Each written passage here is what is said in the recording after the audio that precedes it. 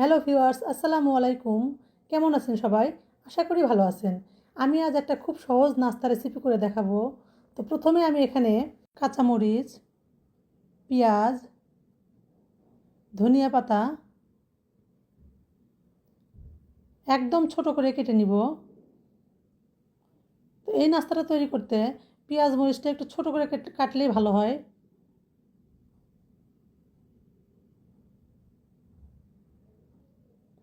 আপনারা চাইলে এটা বটি দিয়ে কিংবা চাকু দিয়েও ছোট করে কেটে নিতে পারেন।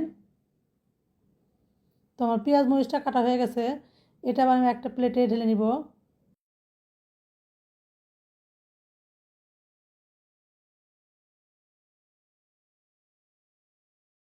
তারপর দেবো স্বাদ মতো লবণ, ভাজা জিরার গুঁড়া, চিলি ফ্লেক্স, সামান্য হলুদের গুঁড়া,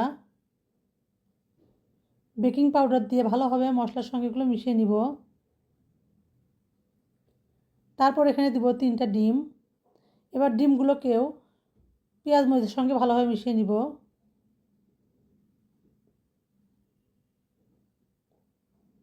তো আমার ডিমের সঙ্গে মশলাগুলো মিশানো হয়ে গেছে। এবার এটা আমি এক সাইডে রেখে দিব। তারপর এখানে আমি 5 পিস পাউরুটি নিয়েছি। পাউরুটিগুলো এভাবে মাঝখানে একদম কেটে নিব। আপনারা চাইলে অন্যভাবেও কাটতে পারেন, তবে আমার মনে হয় এভাবে কাটলে একটু দেখতে সুন্দর লাগে। তারপর একটা ফ্রাই প্যানে পরিমাণ মতো সয়াবিন তেল দিয়ে ডিমের মিশ্রণে পাউরুটিটা ডুবিয়ে তেলে ভেজে নিব।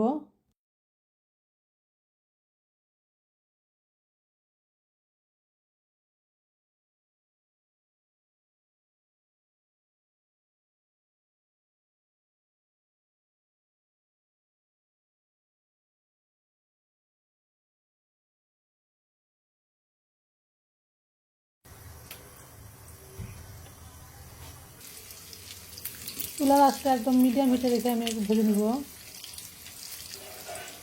মাছটা এতটা সহজ যে কেউ এটা বানাতে পারবে, খেতেও খুব দুর্দান্ত স্বাদের হয়। বিকেলের নাস্তায় খুব ঝটপট একটা নাস্তা বানাতে চাইলে আপনারা এটা বানাতে পারেন। এই নাস্তাটি এতটাই মজা হয় যে ছোটো থেকে বড় সবাই অনেক পছন্দ করে এটা। হঠাৎ বাসায় গেস্ট আসলে আপনারা ঝটপট এই নাস্তাটি বানিয়ে দিতে পারেন।